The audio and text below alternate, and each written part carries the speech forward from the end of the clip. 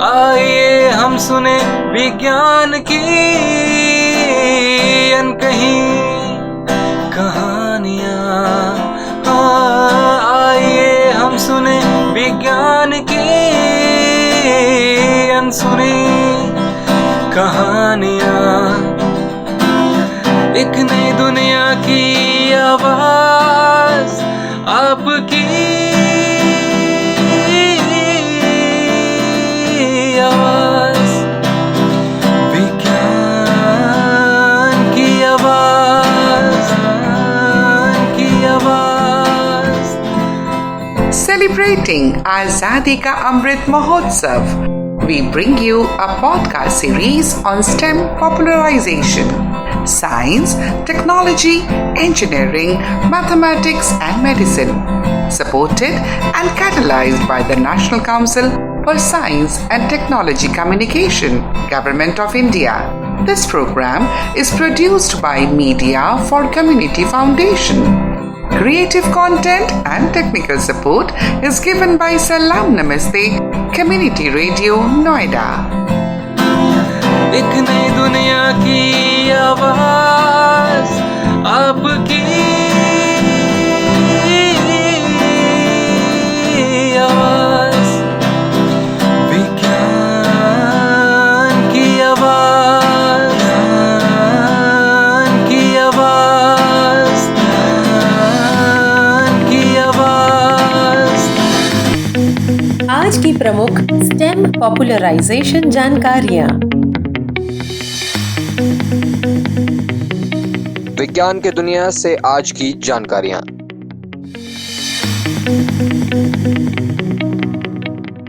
Mystery of vanishing stars. हाल ही में एक खबर आई थी कि 3 तारे करीब 1 घंटे तक आसमान में नजर आए, लेकिन महज 1 घंटे के बाद ही हमेशा के लिए गायब हो गए। गायब होने के बाद वो तारे कहां चले गए, रहस्य आज भी कायम है। लेकिन तारों के गायब होने का मामला सिर्फ उन तक सीमित नहीं है। अब जो जानकारी सामने आई है उसके मुताबिक हजारों की संख्या में तारे गायब हो गए। सवाल यह है कि तारे को गायब होने के पीछे क्या रहस्य है। शोधकर्ताओं के मुताबिक किसी एक वजह को पुख्ता तौर पर जिम्मेदार नहीं बताया जा सकता।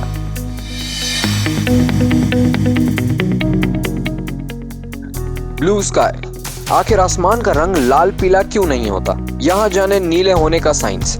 आपके मन में अक्सर सवाल उठता होगा कि आसमान का रंग लाल पीला या किसी और रंग का क्यों नहीं होता और नीला ही क्यों होता है। जाहिर है आपने इसके बारे में जांच पढ़ने की कोशिश भी की होगी, लेकिन यहाँ पर आसान अंदाज में आप इस सवाल का जवाब जान सकते हैं।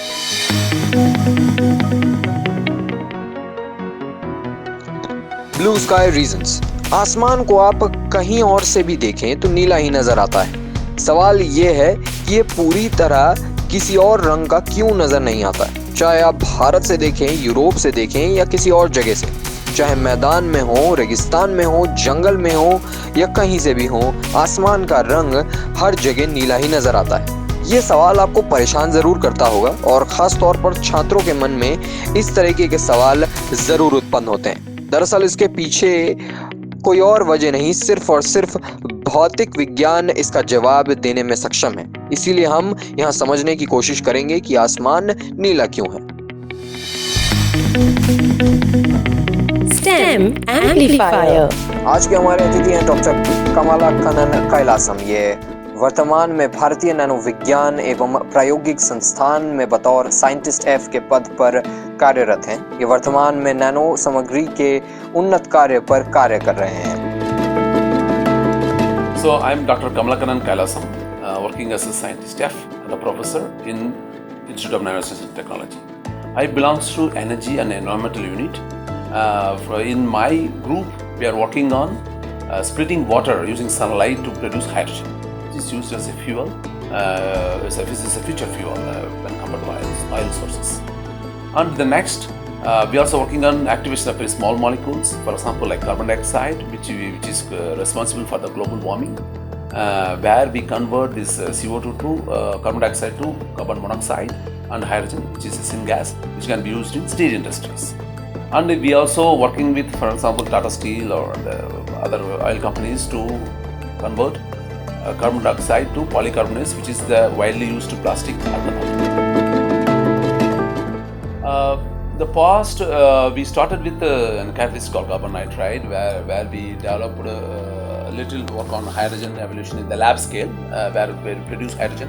And then now, after joining here, the present we developed a reactor to produce hydrogen liters, where in the future we want to take it up by having another chemical which we can oxidize to produce more chemicals out of it. So hydrogen and the chemicals at the same time. This is our future goal to achieve. And we also want to transfer our technology like hydrogen evolution or to produce hydrogen in sunlight.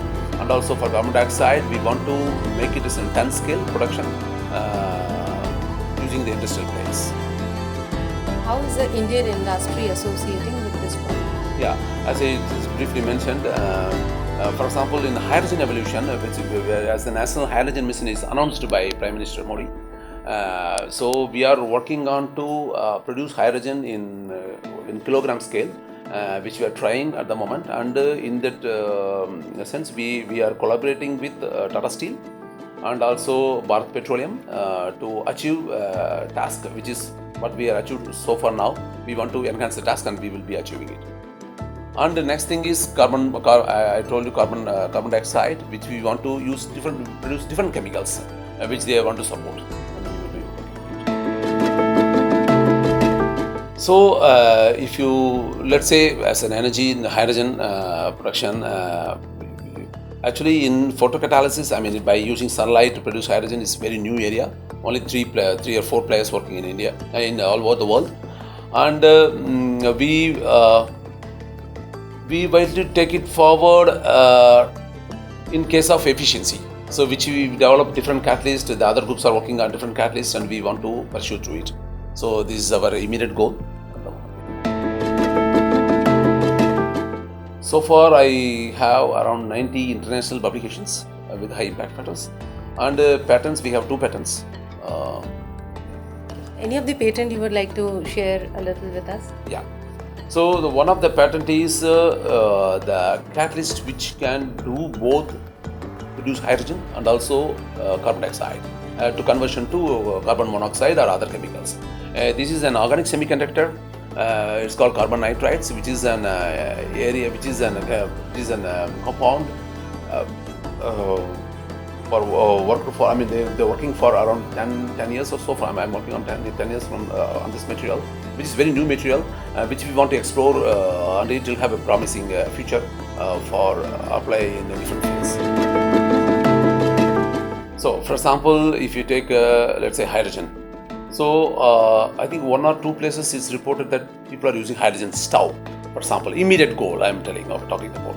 See, as the sunlight is available freely, and water, of course, at certain places water is not there, but the thing is, for water splitting, I mean, finding water is not a big thing. Like, for example, in the tribal areas where they don't have, to carry the stove or so, it's like a solar panel. We just make the panel with this catalyst, the carbon nitride, whatever I said before, and we use it to produce hydrogen, where we can use it as in hydrogen as a stove at the moment, and in future we want to take it to fuel cell, supply the feed to fuel cell to produce electricity. This is our goal. Then we move to automobile industry later. Yeah. See, at the moment, as you know it, energy and environment, these are the 2 factors which is, driving our, humans' lives. So, as far as energy, as I told you, the future fuel is the hydrogen. So, that we are on it. And the environment, which is the carbon dioxide, and which we want to convert to very useful chemicals, which is, you can see the recent, the change in global trend, I mean, global warming and the lot of catastrophes, which are really should be addressed by the scientists soon to develop some technologies in this environmental area and energy area. So it is the most driving area and thrust area. So you know it from now. I think most of the people can see the data, like lot of emissions are, lot of gases, lot of gases are produced, so that it causes pollution. So, which is the responsible for the global warming. So, to reduce that warming, to reduce this evolution from the diesel or petrol, which causes this carbon dioxide emission or NOx or SOx, people say, we want to use a fuel which is greener. Greener means which will only emit only the non-harmful gases. Okay, let's say hydrogen, if you use as a fuel, you get only water as a waste product. So it will provide a clean environment. So which is the most important thing to be looked upon at the moment. When you take 1 liter of, for example, hydrogen, which is equal to 3 liter of petrol. Just I'm telling, just approximately term. 1 liter of hydrogen is almost equal to 3 liter of petrol or diesel. So you can see that it have the high energy density. So it can be it's also produced by using greener means. So which is where, for example, in oil sources, petrol or diesel is produced by using refineries, which you can see, which is the most responsible for the most pollution, more pollution or polluting the environment. So in that way, the hydrogens have a good energy density, so it can be used as a potential fuel for the future. So it's very important. See, the hydrogen, is one of the smallest molecule. Okay, and when you think about the petrol and diesel, for example, it's also produced from oil resources, from the petroleum refineries, which is responsible for all the climate change, global warming. The hydrogen is a small molecule. It can be easily prepared by using water as a source. So that is the biggest advantage for us. You don't need to dig an oil well to produce hydrogen. It just can be produced by using electrolysis. It means you supply the current in the water, you put some bias on, like a electric current in the water, you can split the hydrogen and oxygen. So you can separate the hydrogen and you can use it as a fuel. It is one of the most economical way to do it. If you ask me at the moment, can we do it economically? No, it's not yet. The scientists are all over the globe working on it now, and they're working on different methods. One is by putting electricity to split the water to produce hydrogen, or some people use sunlight to produce fuel, like our group, which will take a little more time, but the research is most needed to go on to produce hydrogen as a fuel, so that it will be produced in a greener mean, so that it will not pollute the environment, and also maybe cheaper ways, maybe in the years to come. So it is the most sustainable way, and also I told you, it's also have the high energy density than the petrol and diesel. So this is the only future which can solve our future needs, and it should be looked upon. I think many scientists are working on it, and we also working on this.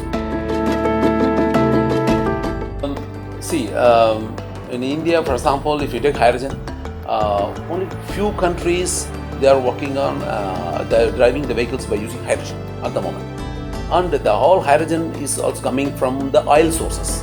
It is produced in the oil refineries as a byproduct. It is one of the products. So which they fill in the cylinders, they liquefy it, and they use as a cylinder like CNG, what you see in Delhi, for example. So they can use they are using it a hydrogen tank, but still the safety levels are not up to the mark.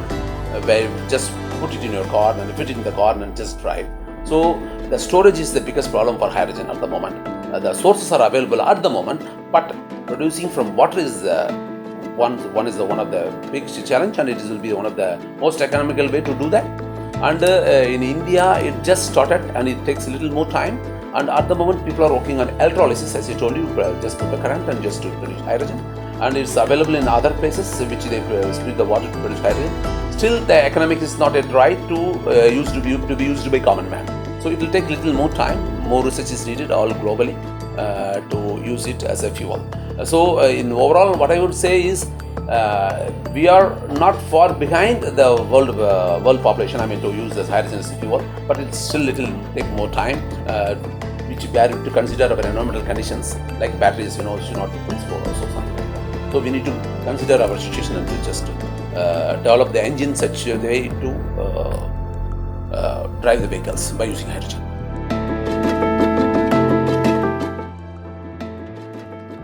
The thing is, for example, it starts from the root, right? As you said, actually, one of the main thing to tell about the younger generation is first thing is you need to do social outreach, because I think now in India, many places the social outreach is being done by many colleges, many professors or and scientists, which is also promoted by government to do as a one part of the program of the project as a project.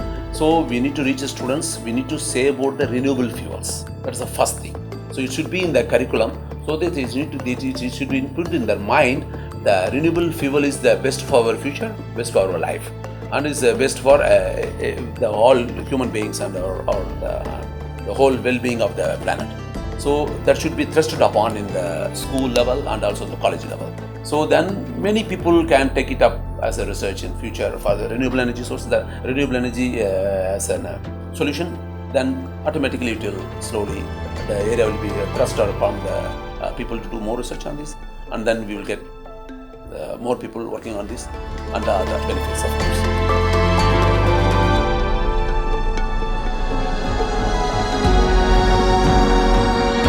STEM बात पते की।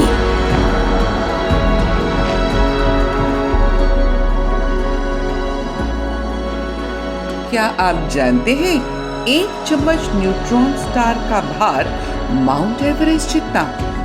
Neutron तारों के बारे में सुना ही होगा, अगर नहीं तो जान ले कि न्यूट्रॉन तारा किसी भारी तारे के महानोवा यानी सुपरनोवा घटना के बाद उसके गुरुत्वीय पतन से बना हुआ अवशेष होता है। यह तारे केवल न्यूट्रॉन के बने होते हैं। इनका आकार बहुत छोटा मगर द्रव्यमान बहुत ज्यादा होता है।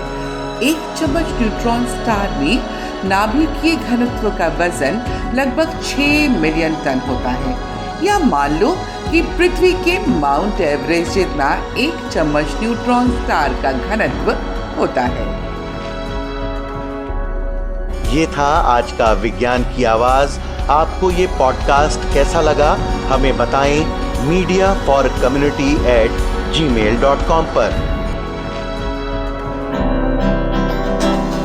आइए हम सुने विज्ञान की